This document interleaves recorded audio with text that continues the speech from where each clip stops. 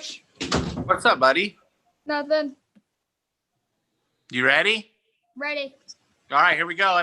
Paradox of Sports, episode 31. We're getting close to the holidays. Semester's winding down. We got a big interview tonight. Going to talk a little summer sports.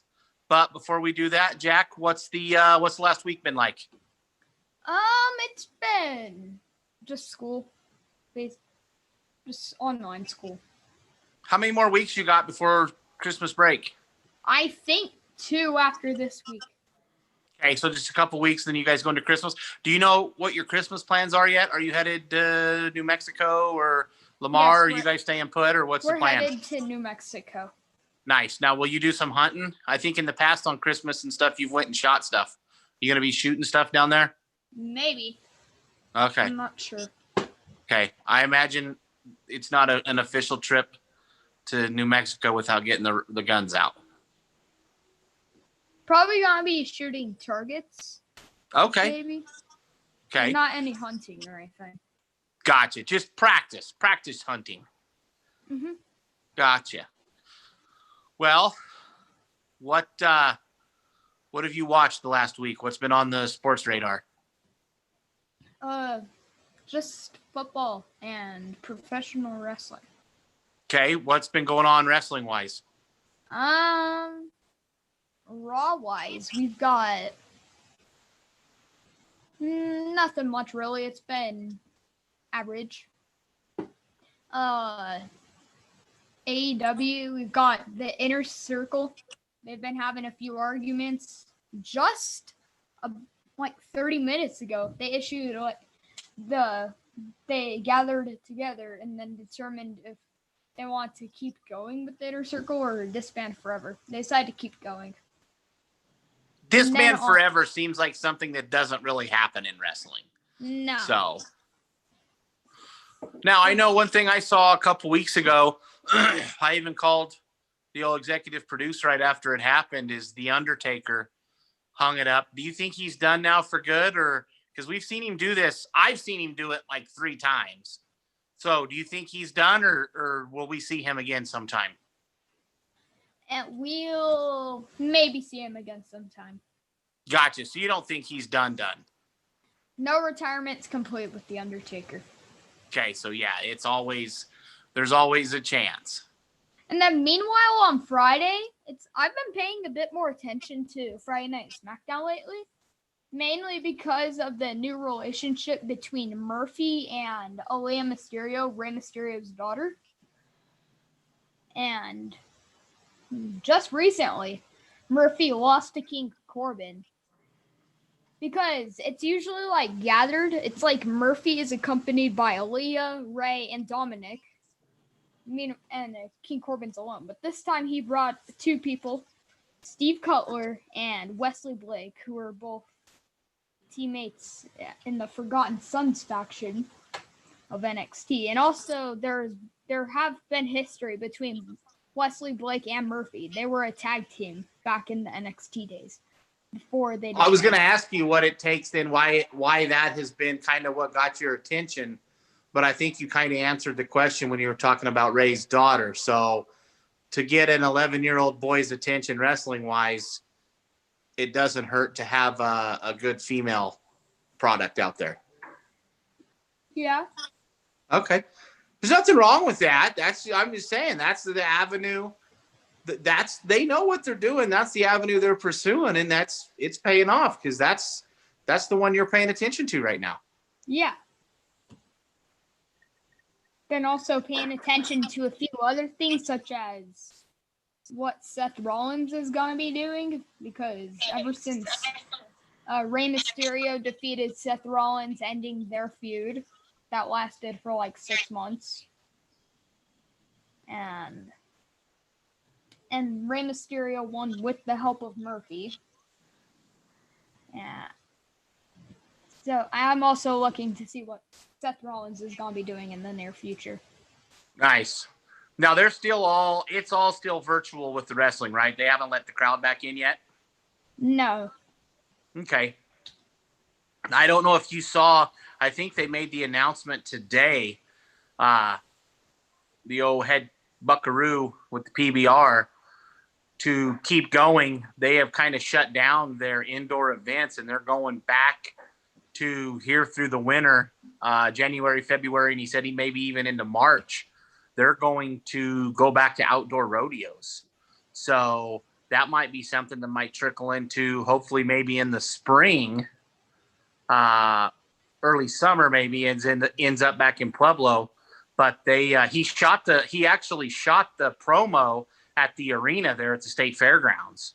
So we're seeing the PBR, they're going to start going outdoors so they can just get people in the stands. Yeah. Got to do something to get the people in the stands. So, okay. Well, there's one other question I want to ask you, but we're going to do it after the interview. So this is one at the time the guest picked the time. So this is when you and executive producer hammered out for us. So if you want, go ahead and introduce tonight's guest. All right. Introducing MLB, baseball's Los Angeles Dodgers analyst, former Rockies and MLB Network personality, Alanna Rizzo. What got you into broadcasting? I think it was something that I had always been passionate about in terms of sports. And I was working in hospitality after I graduated from the University of Colorado, and I was pretty unfulfilled. So I thought about the one career that I would want to do that didn't feel like a job. And I had always loved sports as a spectator and decided to go back to school and get a master's in journalism to be able to pursue sports journalism and sports broadcasting. And one thing led to another. I started in Wichita Falls, Texas, and I just finished my 7th season with the Dodgers. Talk about your high school's athletic career at Sierra High School, which is just up the road from us. You became a Hall of Famer in track and cross country. Yeah, I went to to Sierra High School, as you mentioned, in Colorado Springs, and I ran track for 4 seasons and cross country for 3 seasons, and it was just a nice opportunity to be in a team sport, but also an individual sport, and it was something that I really enjoyed doing. Did you play other sports growing up? While I was in high school, I did gymnastics for a semester as well as swimming for a semester, but I really found that running was where I was more, a lot more passionate. When you were in college, your first degree was in international business, but you decided to switch to broadcast journalism. What made you decide to make that change? Like I just said, just was very unfulfilled in my first career in hospitality. When I graduated, I was in the beverage industry, and then I was in hospitality. And then I just wanted to do something that I was a little bit more passionate about. And I had always been passionate about sports. So decided to completely switch gears and go back to school and focus on journalism. Now, during your time at CU going to get your master's in journalism, were you involved with CU Athletics as far as covering them, or what was that experience like, being around the CU Buffs and having opportunities, from the journalism standpoint? Was it all sports, or was there other areas of focus?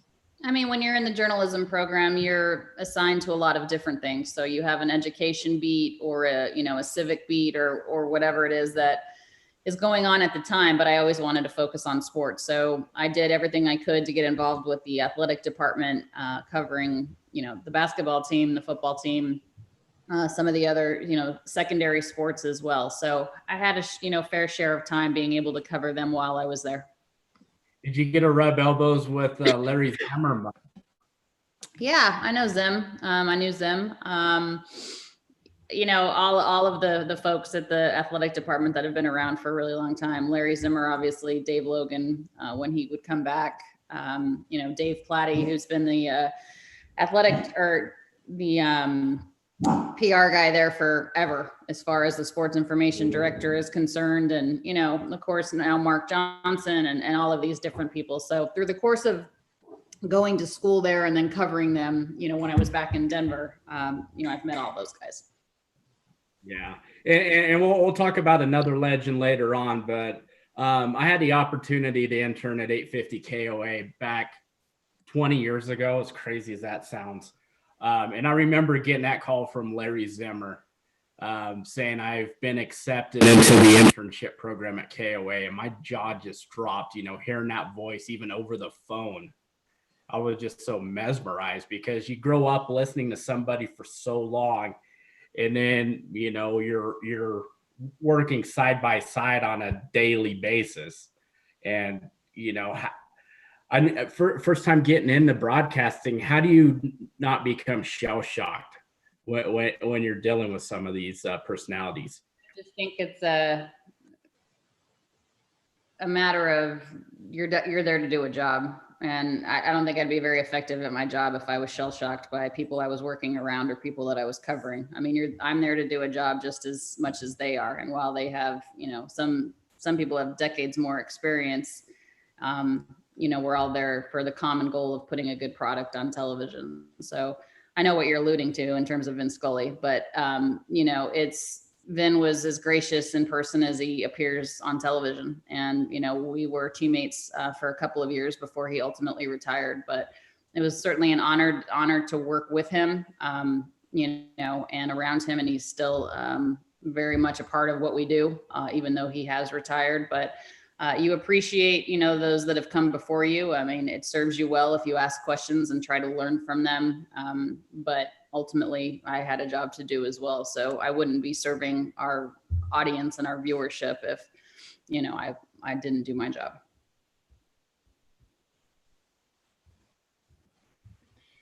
What was it like in your first major job as the Rockies broadcaster for Root Sports?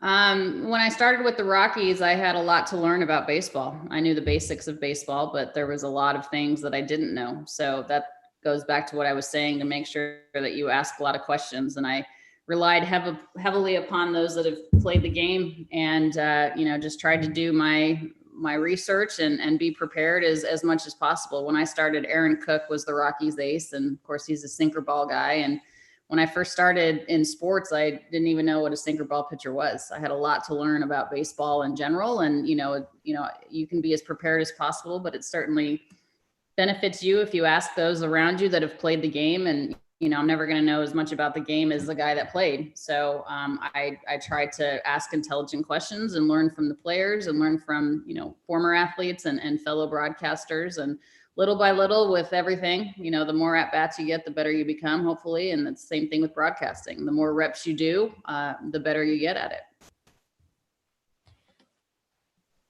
What was your most memorable moment covering the Rockies?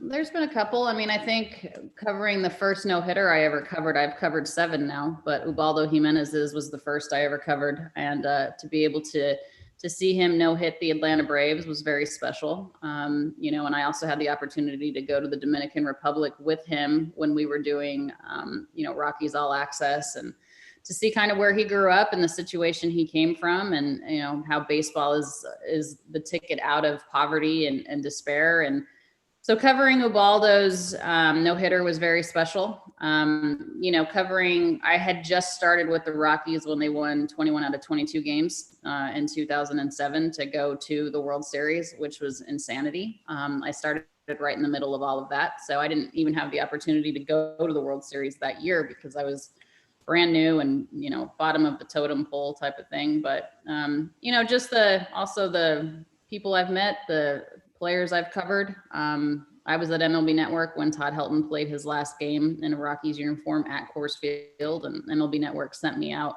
to interview Todd for that moment. And, just over the course of my career in baseball, I've had the opportunity to do a lot of really cool things. Talk about your movement from the Rockies to MLB Network and your time there. The opportunity to go from a regional network to a national network was something I think every journalist, every broadcaster wants to do. To be able to cover all 30 teams on a national stage and exercise studio muscles as well as reporting muscles was important to me. So decided just to do that for a couple of seasons. And then I wanted to get back with a team and be back at a stadium. So when the Dodgers started their new network in 2014, I really wanted to be back with the team. So I made the transition from MLB Network back to regional with the Dodgers. In 2013, you left MLB Network to join the LA Dodgers broadcast team for Sportsnet LA. Talk about that move. Like I just said, just the importance of, wanting to be with the team from the beginning to the end. I joined the team when they go to spring training in the middle of February, and I'm with them until they won the World Series. So this year was a little strange, of course, but I'm with the players and with the team more than I'm with my own family. So I missed being a part of the daily fabric of covering a team and covering a sport. I think when you're in the studio, you make a lot of assumptions about what's going on with the teams, but if you're not with them on a daily basis, you really don't have any idea what's going on with these players and the organization in general. During your time covering the Dodgers, they have made 3 trips to the World Series, including winning it this season for the first time in 32 years. How fun is it covering a team with a winning history and winning a World Series? A blast. I'm fortunate to be able to cover a team that's good every single year, and that puts a good product on the field every single year. And they should have won it in 2017, and they didn't because the Astros cheated. And in 2018, they were absolutely overmatched by the Red Sox. So I don't think that they should have won in 2018. But this year's team was really special group of guys, and they had to overcome a lot more adversity than any other year. I know some people want to say there's an asterisk because it was only a 60-game regular season, but I guarantee you the other 29 teams that didn't win the World Series would love to be World Series champions. So unique year, special year, really good team, really good group of guys, very selfless team, led by a manager that has to navigate through a lot of different personalities and skill sets. And I'm happy for them. They earned it. They deserved it. And, it's been a long time coming. And you certainly can't put an asterisk by that, especially when everybody's on the same, on the same playing field. Granted, it went from 162 games to a 60-game regular season, but then, you had teams that normally wouldn't get into the playoffs would have a chance because they expanded the wild card teams that they got in. So, there's more games, easy to possibly get knocked off, because everyone has their down days. But I mean, from start to finish, the Dodgers just played extremely well. So there's no asterisk by that. And you're right. The Astros did cheat. So hopefully they see this and realize they cheated. Yeah, we'll see. But the Dodgers earned every bit of this World Series championship, and I'm thankful that it finally went their way.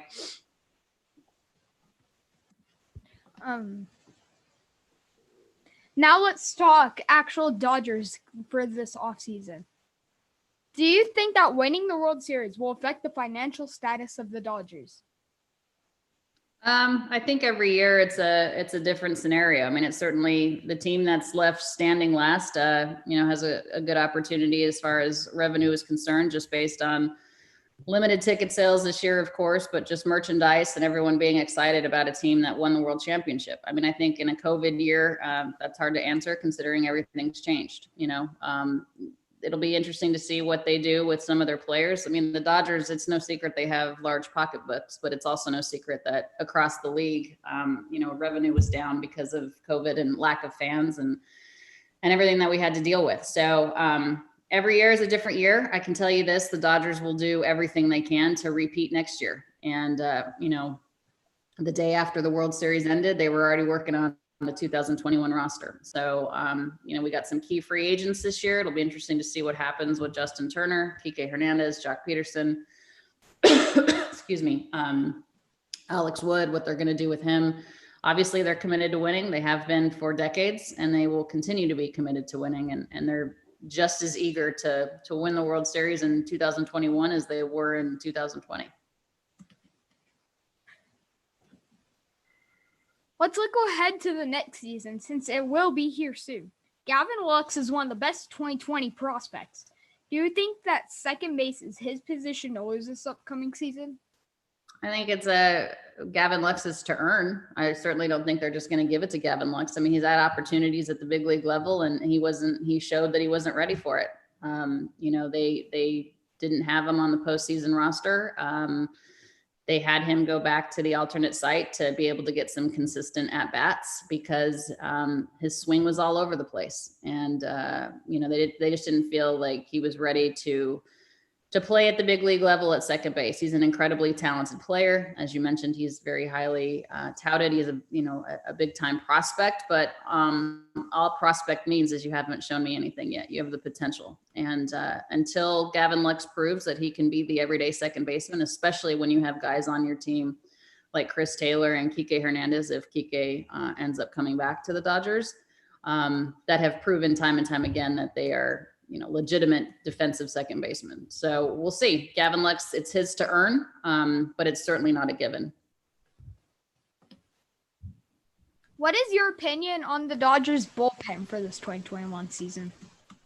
It'll be interesting to see what they end up doing with Blake Trinan. He was on a one-year deal last year. I think he was tremendous at the back end of the Dodgers bullpen. You can see what they had to do as far as a closer role was concerned, changing a lot of different moving parts around. Kenley Jansen was very selfless when it came to that. He just wanted to win, but Blake Trinan was a big boost. So he was only on a one-year deal. We'll see what we do with him. Brusdar Graterol has shown that he obviously has the velocity. He was able to locate a lot better towards the end of the season versus at the beginning of the season. You have Pedro Baez, of course, still. I think it's a good complement of left-handers versus right-handers, and they're all guys that don't have a role. They're all guys that are willing to come in any inning. And this was the first year I really wasn't worried about our bullpen, which has been nice. With Justin Turner becoming a free agent, who do you think should replace him? Should they just move Corey Seager to third and make a move for Francisco Lindor? Corey Seager has been very adamant that he's not a third baseman. Corey Seager wants no part of being a third baseman. Corey Seager is our shortstop. Certainly, if you can get a talent like Francisco Lindor, you're probably going to go for it, but Corey's not moving to third. There's a lot of guys on this Dodgers team that are versatile players and can play multiple defensive positions. Corey Seager is our shortstop. He is not only an all-star shortstop, but he's the World Series and NLCS MVP at the shortstop position. So Corey's going to be our shortstop. That doesn't mean that they don't pursue Francisco Lindor. This is a team that pursues everybody. Everyone's kicking the tires on everybody right now. So I'm not to say that Corey is going to be the shortstop of the Los Angeles Dodgers for the remainder of his career, but I can tell you Corey Seager is not a third baseman. And obviously there's some rumors going around that are certainly hitting home to us in Colorado with some guy named Nolan. And his tires are definitely getting kicked about possible trades. Do you see that happening? I mean, if he's going to go to another team, I'm cool with the Dodgers since that was my childhood team, is my childhood team growing up. But, if he leaves the Rockies, do you see that as a potential possibility? Of course. I think anybody's a potential possibility. I think, as I mentioned, this is a team that's committed to winning, and Nolan only makes your team better.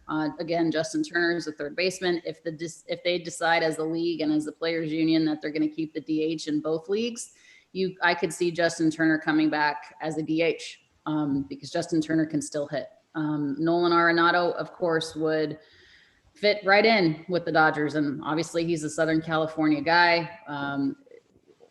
I know that he would like to play in Los Angeles. And I also know that, the Rockies are not going to continue to build around him and Charlie Blackmon to win a World Series. And Nolan, being as competitive as he is, in my opinion, wants to win. And I don't think he's going to win in Colorado. I don't think the Rockies are ever going to win, to be honest with you. Just because of the way the makeup of the team is and the way the front office does things there.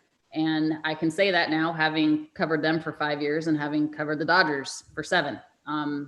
So Nolan would be a wonderful addition. I'm sure that, there's a lot that has to go into making that decision, waiving no trade, a lot of different things. The Dodgers would have to pick up a majority of the contract.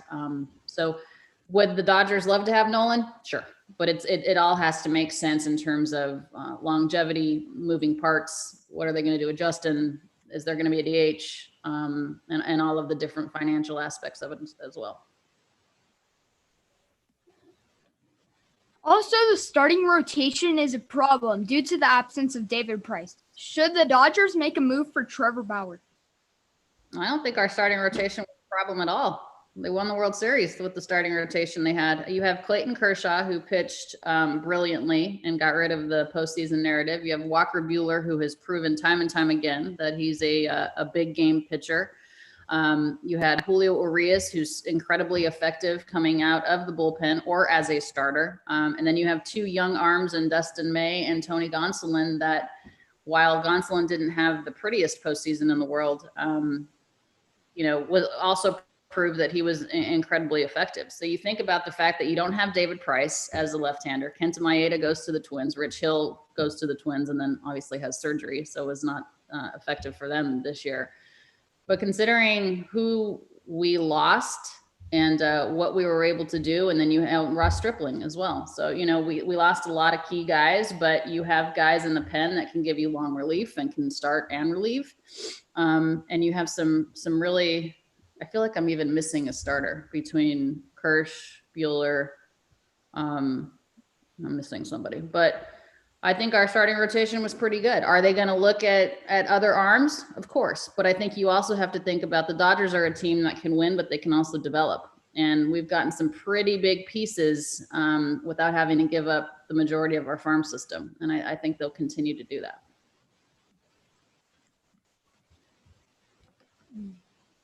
So you started a foundation last year, Guidry's Guardian Foundation, named after your dog Guidry, that promotes and helps individuals adopt pets. What made you decide to start this particular foundation? I adopted Guidry from the Humane Society of Boulder Valley in Boulder, Colorado, in 2009. So when I adopted him, he was only 4 months old and he came from Kansas. And just adopting a dog really opened my eyes to the need for adoption and fostering services. And hundreds and hundreds and hundreds of thousands of dogs get killed every year in our shelters across the nation just because there's no space in our shelter system. And there's a huge need for adoption and for people to foster dogs. And, in big cities where I live, Los Angeles, New York, Chicago, Dallas, Miami, there's a huge, huge need for people to stop backyard breeding, to foster dogs, to adopt animals. And just adopting Guidry was, just opened my eyes to the need for it. And now it's something I'm incredibly, incredibly passionate about. I launched the foundation July 4th of 2019. So it's been about a year and a half now that we've officially been going, and we've helped, about 150 dogs, and hopefully, it becomes something that's a lot bigger and becomes more nationwide. And if somebody wants more information on the foundation, how do they go about that? We're on all of the social media channels, Instagram, Facebook, Twitter. It's at Guidry's Guardian on Twitter and Instagram. It's also Guidry's Guardian Foundation on Facebook. And if you follow me on Twitter at Alanna Rizzo, there's a link to everything. We have a website as well, where you can go and donate. That's where our biggest need is. We're a 100% donation-based foundation. So everything we do is by the generosity of our donors. We don't have any corporate sponsorship or government funding or anything like that. All right. Where's Guidry hiding out right now? Guidry passed away right after the foundation, but I have another, we're fostering and adopting another dog by the name of Bentley. So all in Guidry's name. We've helped a lot of dogs. Okay. Definitely a great cause, and a lot of work and appreciation into what you're doing. So Alanna Rizzo, thank you so much for taking the time to join us on the Paradox of Sports, and good luck this upcoming season. I know it'll be another great one for you covering the Los Angeles Dodgers. All right, guys. Thanks so much. Take care. All right. We want to thank Alanna Rizzo for taking some time to chat with us. One thing I found interesting, Jack, is she seems to share the sentiment that a lot of us have, is that the Rockies are just going to suck forever. I think that's kind of what we've had to. We've known it. It's the way it's going to be. The Rockies, they're just going to suck forever. We got what we got with them. So now, before we wrap things up, there was a post I saw you posing out front with a sign. You were the academic scholar of the year or the month or the week, or what was the award that you received? I received a student of the month for the month of November, I believe. Okay. You're like, nah, I'm the student of the month. It's just, nah. It's just what you do, right? You just stack A's, basically. Or it's not exactly. It's showing like a different trait. And it's like, I think I didn't really know what my trait was. So.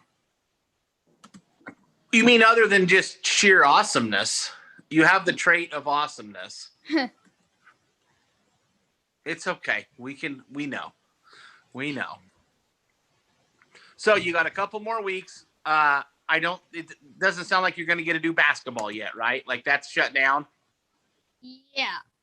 I don't know when that's going to start. I'm looking forward to it because I'll be playing basketball with my baseball team. Nice. And then where are you at fantasy wise? How's the fantasy leagues doing? I'm currently tied for 4th because I have the same record, and the top 4 teams go into the postseason, which is the last 2 weeks of the regular season, I think. Okay, so what makes you? Oh, so you're tied for 4th. So how do you break that tiebreaker for who gets the 4th spot? We have the same record, so I think we're just staying at tied until one of us has a record change.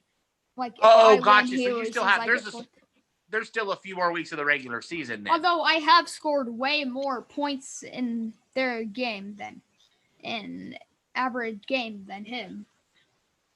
Gotcha. Well, if that's the case, then you should have the points should be the first tiebreaker, I would assume. Yes, I have I am only the second person in our league. Our league has been going on for almost 10 years.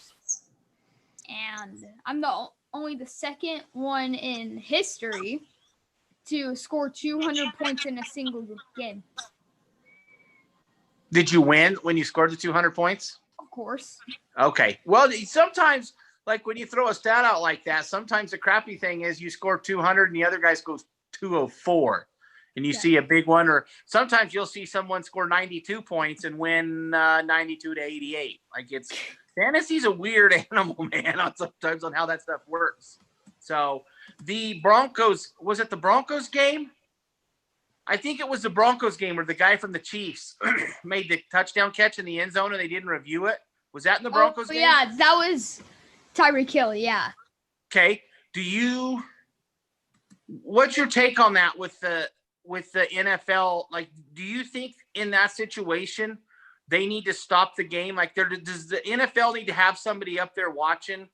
Because the fantasy implications were there, but when you get into like the gambling implications of kind of what people that might have had Tyreek Hill to score the first touchdown or had that on a parlay, there's a lot of money that can change hands. So if you're in charge, do you think the league needs to change anything there to fix how they police that when a ref misses it, or just let it go?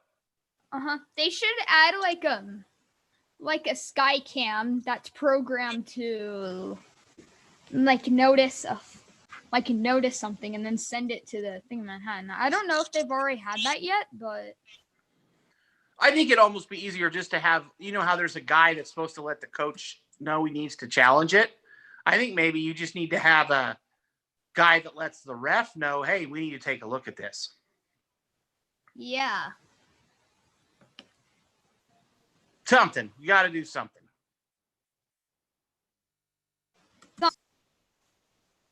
Sweet. Well, you got anything else on your mind?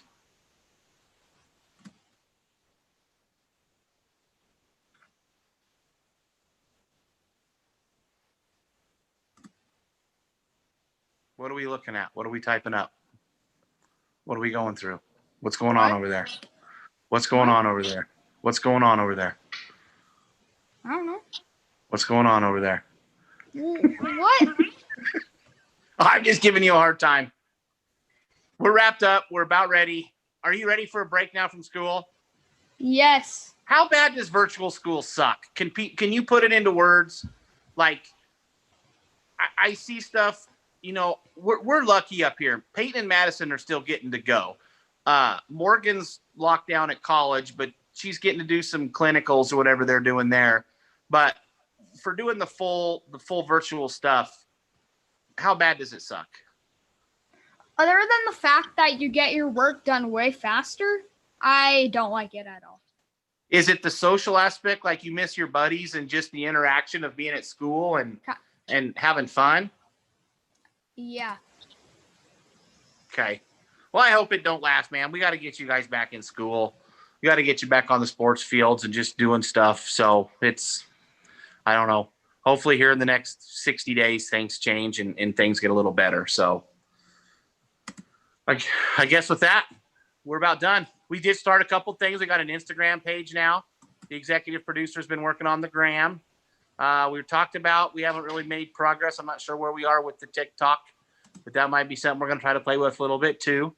But other than that, you want to give us our good outro? Yes. Well, that's it for another week of the Paradox of Sports podcast. Be sure to like and subscribe. It will really support the channel. And see you guys next week on the Paradox of Sports.